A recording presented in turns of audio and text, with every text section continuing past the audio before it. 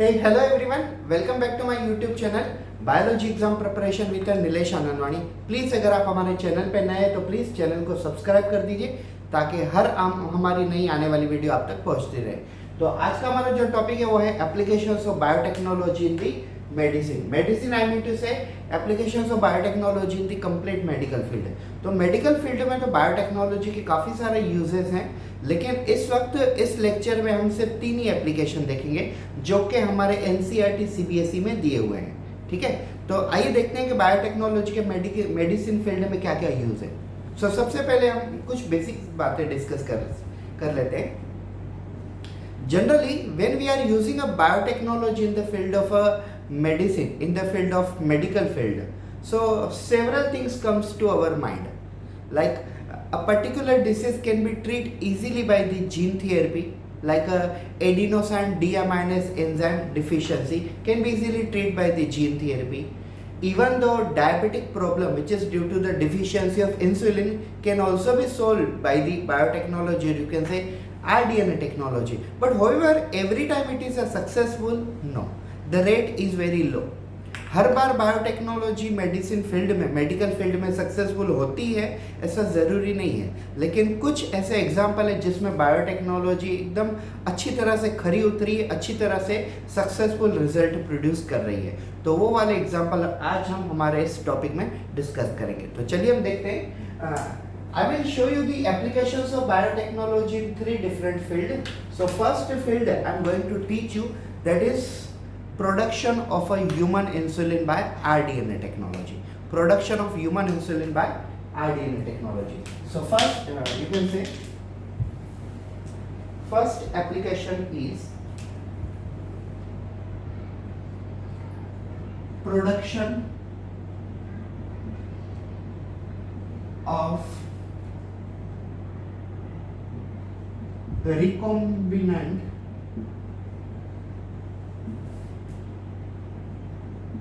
insulin by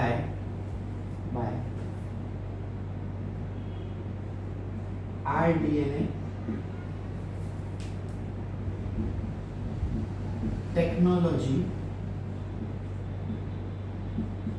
from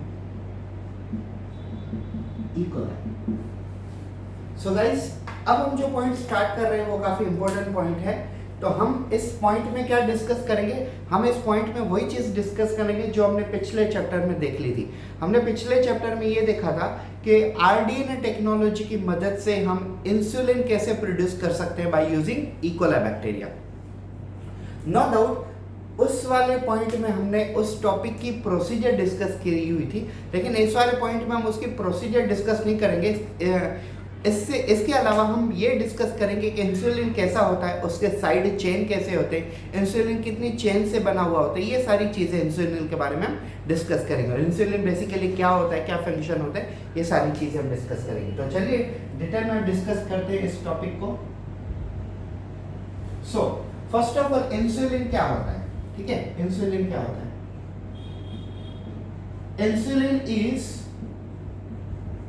Insulin is you can also call human insulin, you can call humulin। Insulin को आप human insulin या तो Humulin कह सकते हो। ये मतलब आरडीएनए टेक्नोलॉजी में जेनेटिक इंजीनियरिंग में सबसे पहला सक्सेसफुल प्रोडक्ट था जो फर्स्ट टाइम इली लिली अमेरिकन बेस्ड कंपनी ने मार्केटेड प्रोडक्शन स्टार्ट किया होता। आज तक पूरी दुनिया में ऑलमोस्ट 30 से ज़्यादा रिकॉम्बिनेंट प्रोडक्ट सेलिंग होते हैं और उसमें से 12 प्रोडक्ट जो इंडिया में 12 recombinant DNA product basically sell out होते हैं। उसमें से एक है ह्यूमन इंसुलिन जो आरडीएनए टेक्नोलॉजी से बनाया गया था। मैं भी आपको बता दूं इंसुलिन क्या होता है। Basically insulin this is like a pancreas. Insulin is the hormone produced from the pancreas gland. Which cells of pancreas gland? Beta cells of pancreas. Now remember, insulin is mainly responsible for balance of BSL, BSL stand for blood sugar level. Insulin हमारी body में blood sugar level balance करने का काम करता है, ठीक है। अब आप ये समझ लो, अगर किसी इंसान के अंदर इंसुलिन थोड़ा कम प्रोड्यूस हो रहा है, अब मैं आपको एक एग्जांपल देता हूँ। एक बंदा है जिसने एक किसी की शादी में रिसेप्शन में काफी ज्यादा मिठाइयाँ खा ली, ठीक है। तो नेक्स्ट डे को उसकी बॉडी में जितना इंसुलिन प्रोड्यूस होगा, इंसुलिन तो उतना ही रहेगा।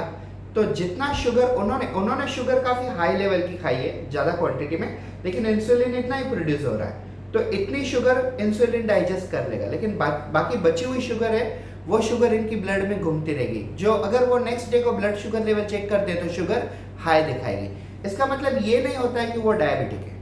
Yes, if a sugar is in the more quantity and insulin produced by that person's pancreas is in less quantity, so that much insulin can digest this much sugar, but the remaining sugar will not be digested, it will remain in the blood on the same day. If a person go for in the laboratory and check a blood sugar level, stand for BSL, then sugar will be high. It doesn't mean that that person is suffering from diabetes. It is a sugar temporary rise. Next day person won't eat the sugar that much, so sugar will be normal. But if sugar always goes on that level, so either the person is suffering from diabetes, it means either he is not having sufficient insulin or either his body is not producing insulin at all. तो diabetes में भी प्रकार होते हैं, diabetes type 1, diabetes type 2, वो एक अलग चर्चा का विषय है, वो हम कब बाद में देखेंगे। अब हम एनसीईआरटी से रिलेटेड इंसुलिन के बारे में डिस्कस करें। तो ये देख लीजिए, अगर इंसुलिन प्रोड्यूस होना बंद हो जाता है या तो काफ़ी कम हो जाता है, तो हम जो भी खाएंगे अगर उसमें शुगर है तो वो शुगर हमारे ब्लड में घूमती रहेगी, और हमारे ब्लड में घूमने के बाद अगर हम ब्लड शुगर टेस्ट करते हैं तो basically blood sugar level test ज़्यादा होगा। नॉर्मली अगर हमारे बॉडी में 140 मिलीग्राम पर डाइल्यूशन, mg पर dl, मिलीग्राम पर डाइल्यूशन से ज़्यादा अगर ब्लड शुगर लेवल आती है तो समझ लो कि हमारे बॉडी में ब्लड शुगर लेवल ज़्यादा है। और ब्लड शुगर लेवल ज़्यादा है तो हमें क्या करना पड़ेगा, बाहर से मेडिसिन खानी पड़ेगी जो शुगर को कम करे, या तो बेसिकली डॉक्टर हमें रिकमेंड करेंगे कि आप क्या यूज़ कीजिए, आप यूज़ कीजिए ह्यूमन इंसुलिन, मतलब क्या, ह्यूमोलिन। तो अब हम देखते हैं इंसुलिन बेसिकली कैसा होता है, उसका स्ट्रक्चर कैसे होता है। सो basically insulin is made by the two peptide, means insulin is made by the two chain. Insulin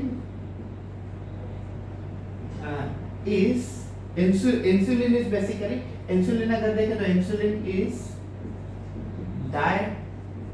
dipeptide means made by two chain, और इसमें जो दो चेन होती है वो होती है, एक होती है A चेन और दूसरी होती है B चेन। तो हम अब देखते हैं, this is generally the A chain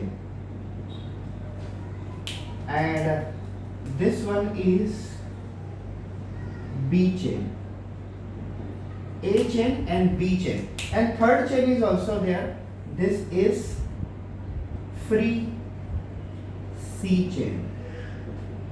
Actually insulin is made by two chain only, one is a A chain, second one is B chain, but third chain is also available in the insulin, but it is not useful. How I'll tell you, insulin के दो प्रकार होते हैं, one is a pro insulin,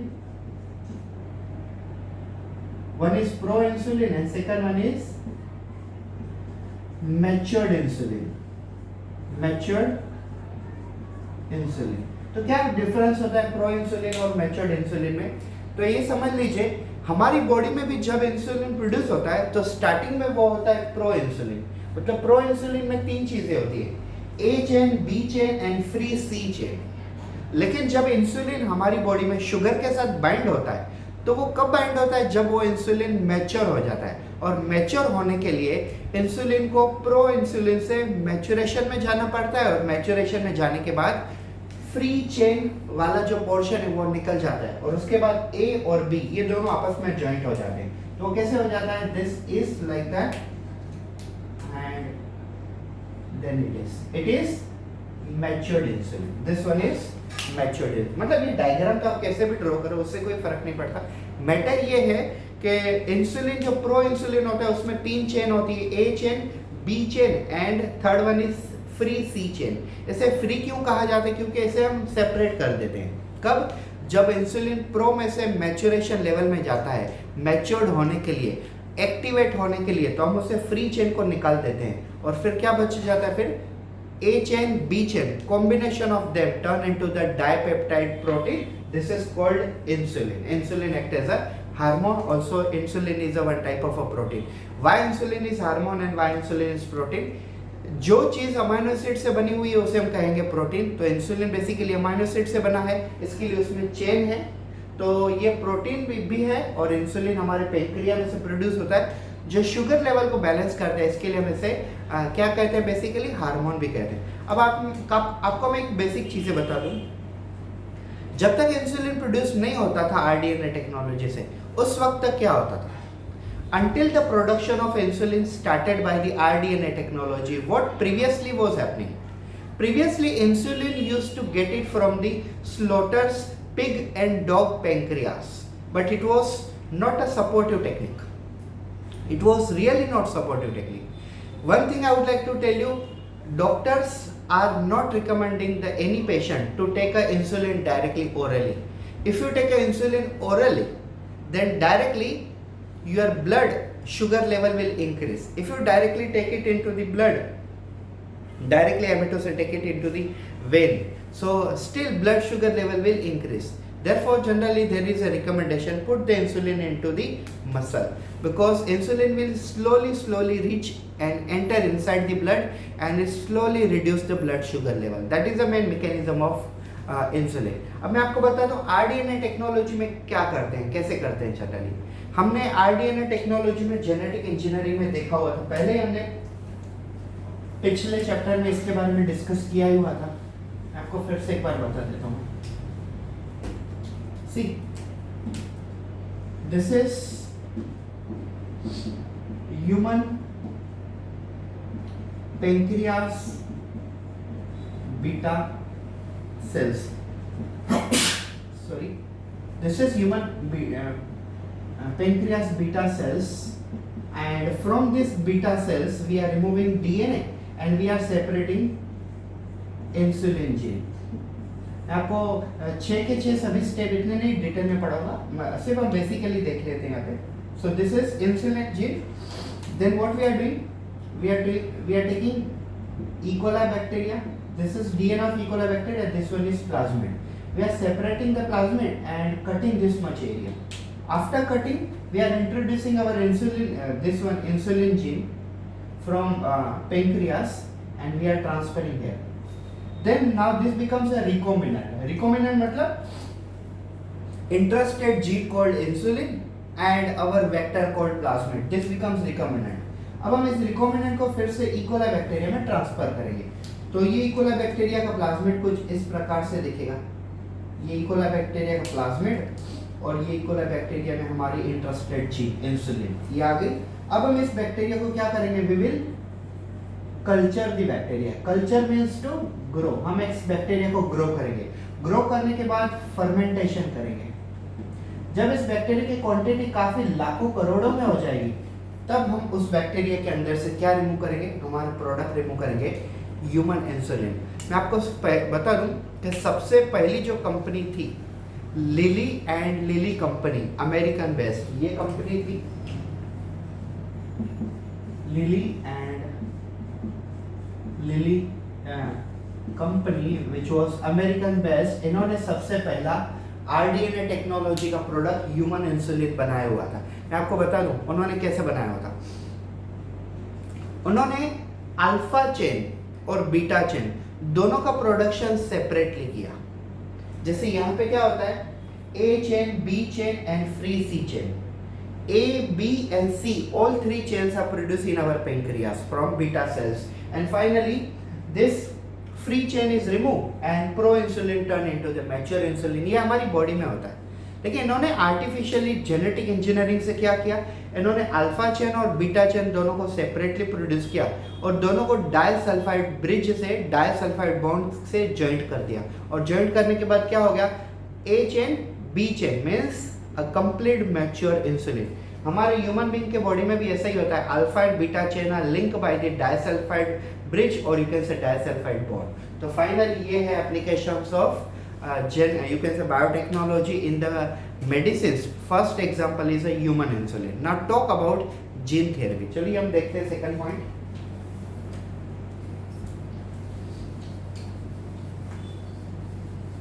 I mean to say topic is the same, applications of biotechnology in medicine, but our subtopic is changed.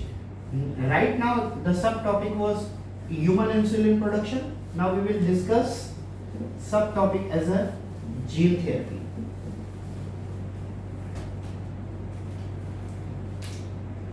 You can say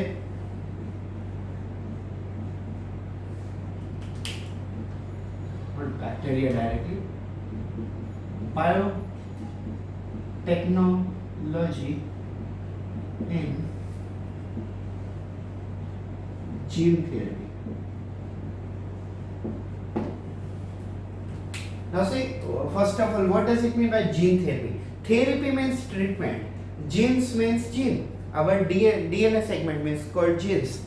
तो gene therapy का मतलब क्या होता है? अगर हमारे डीएनए में कहीं पे डिफेक्ट है, एक स्पेसिफिक जीन्स में, एक स्पेसिफिक सेगमेंट्स में, तो हम वो वाला सेगमेंट्स को डिलीट कर देंगे, रिमूव कर देंगे और उस सेगमेंट में, उस जगह में हम एक ओरिजिनल, एक न्यू वाला डीएनए, हेल्दी जीन्स को हम रिप्लेस कर देंगे। तो ये वाली कंसेप्ट हो गई जीन थेरेपी। मैं आपको एक एग्जांपल बताता हूँ।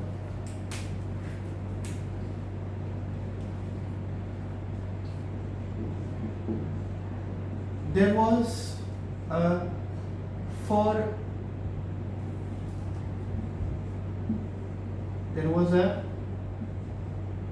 4-year-old girl. She was having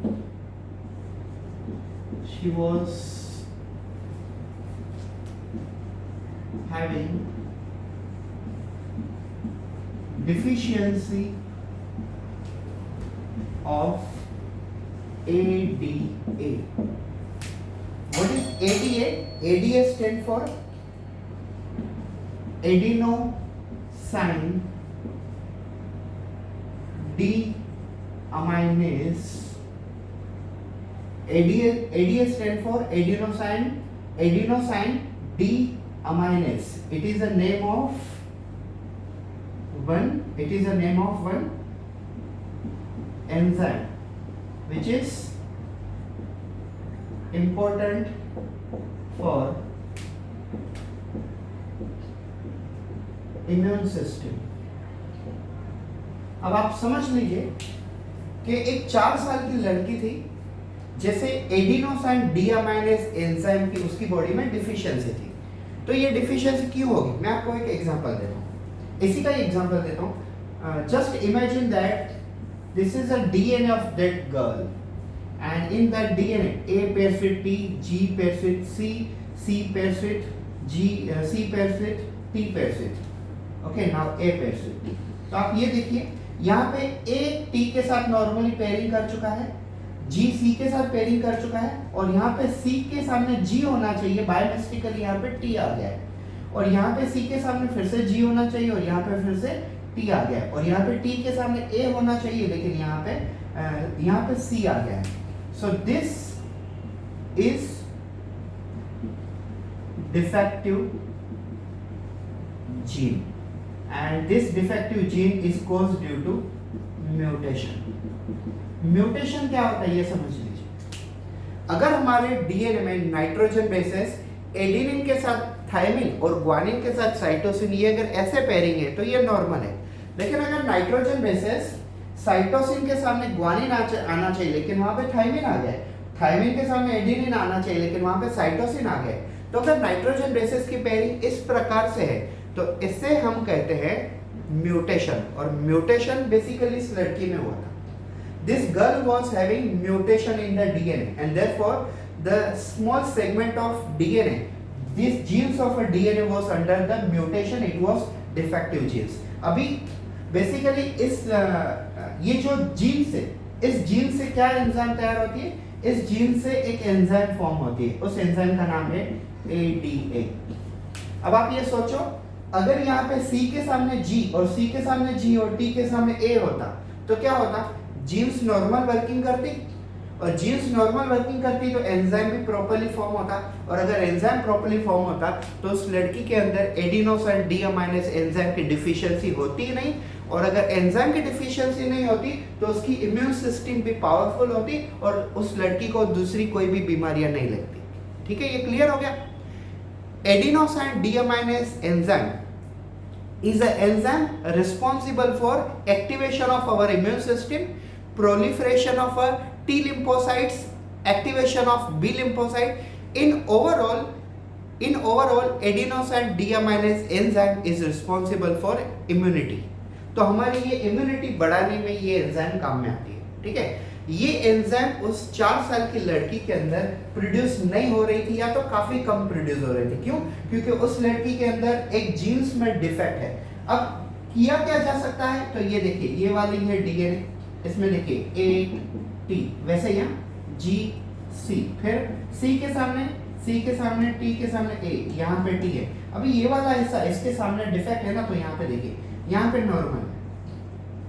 so this is you can say healthy DNA, this is healthy DNA and this one is mutated DNA। तो हम क्या करेंगे, यहाँ से इतना टुकड़ा कट करेंगे और यहाँ से इतना वाला टुकड़ा कट करेंगे, और कट करने के बाद इस वाले पोर्शन को यहाँ से डिलीट कर देंगे और इस वाले पोर्शन को यहाँ से उठा के यहाँ पे बेसिकली प्लेस कर देंगे। So this C will pair with a G, this C will pair with a G, as you can see G, and this T will pair with a A. So this defective DNA is also turned into the normal DNA, healthy DNA. So इस प्रकार से हम gene therapy कर सकते हैं। तो gene therapy की definition क्या होती है? Replacement of a defective gene by normal gene, healthy gene, this is called gene therapy. तो जीन थेरेपी सबसे पहली बार किसमें की गई थी? 4-year-old girl, she was having a deficiency of a adenosine deaminase enzyme, and because of deficiency of this enzyme she was suffering from several means she was very sensitive to any disease। अगर आपकी body में immunity काफी कम है तो आपको कोई भी बीमारी इजीली लग जाएगी, तो आप सेंसिटिव हो जाओगे। So she was sensitive like that. और आरडीएनए टेक्नोलॉजी, जेनेटिक इंजीनियरिंग का हो या तो बायोटेक्नोलॉजी का, इस बीमारी को सोल्व करने के लिए काफी इंपॉर्टेंट रोल प्ले रहा है, एंड इस टेक्निक को हम कहते हैं जीन थेरेपी। जीन थेरेपी काफी सारी बीमारियों में काम में आती है। Gene therapy is also you can से यूजफुल इन पिट्यूटरी ड्वार्फिज्म। क्या होता है ड्वार्फिज्म? ड्वार्फिज्म मतलब जिनकी हाइट काफी कम होती है, उनके एज के हिसाब से उनकी अगर हाइट काफी कम होती है तो उनके अंदर ग्रोथ हार्मोन प्रोड्यूस नहीं होता है, और ग्रोथ हार्मोन प्रोड्यूस ना होना वो भी एक जीन्स का डिफेक्ट है। तो उस जीन्स को अगर हम रिप्लेस कर सकते हैं हेल्दी जीन से, तो उनके अंदर ग्रोथ हार्मोन प्रोड्यूस होगा और हाइट भी उनकी नॉर्मल हो जाएगी। That is a pituitary dwarfism. कोई बीमारी ऐसे होती है जैसे हीमोफीलिया, किसी में ब्लड जल्दी क्लोट नहीं होता है, तो उनमें क्लोटिंग फैक्टर की कमी होती है। तो क्लोटिंग फैक्टर भी आप रिप्लेस कर सकते हो। क्लोटिंग फैक्टर बनाने की जो जीन्स होती है, अगर उसमें डिफेक्ट आ गया तो आप उसे भी रिप्लेस कर सकते हो। This will be called as a you can say treatment for the blood clotting factor. This is treatment for the increasing height, pituitary dwarfism. This is treatment for the immunity, ADA deficiency. This is applications of biotechnology in gene therapy. Now third point, applications of biotechnology in molecular diagnosis.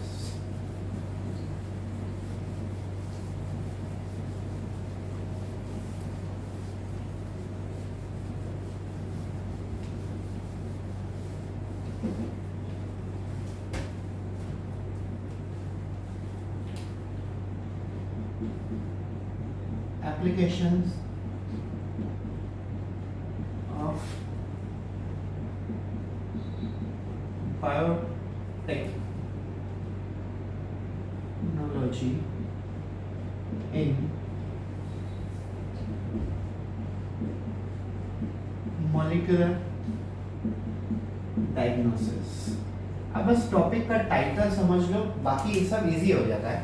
Molecular diagnosis means identification of any molecule by some laboratory test. I'll tell you two famous tests like PCR, and you can say second one is ELISA.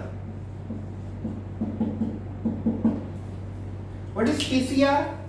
PCR stand for, हमने अभी पिछले chapter में पढ़ा है, PCR stand for polymerase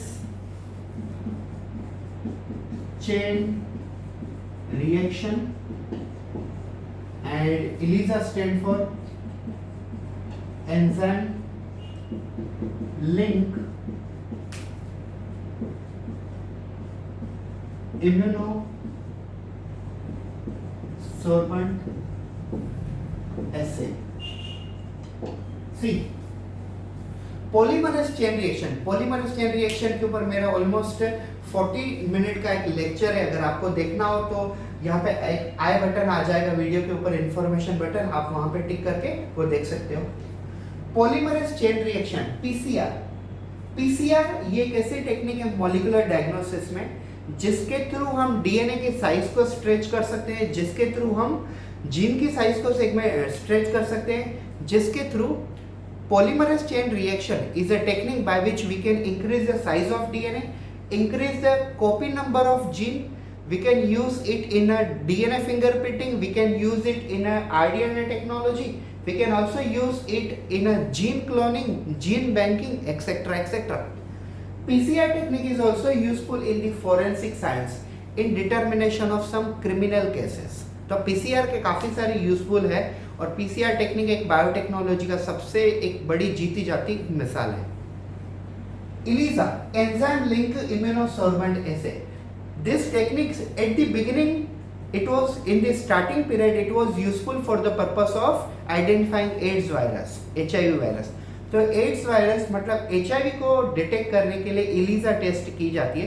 तो सबसे पहले अगर हम स्टार्टिंग में देखें तो ELISA एड्स के लिए यूज की जाती थी, लेकिन आजकल काफ़ी सारी टेक्निक के लिए, काफ़ी सारी बीमारियों में डिसीजेस को फाइंड आउट करने के लिए, वायरस और बैक्टीरिया को डिटेक्ट करने के लिए ELISA की जाती है, स्पेशली वायरस को। अब मैं आपको बताता हूँ बेसिकली ELISA कैसे करते हैं। मैं आपको 2 मिनट में बताता हूँ। ELISA आपको बताना तो ऑलमोस्ट 1 आवर का एक वीडियो ट्यूटोरियल बनाना पड़ेगा। I tell you to find out a particular virus in the patient body. Say for example, if you want to find out someone is having HIV virus in his body or not, then what you should do, you should make a means in the ELISA kit there is a antibodies available against HIV virus. If you put the antibody, means what you have to do, you have to collect the blood from the patient body and then separate the blood cell and serum.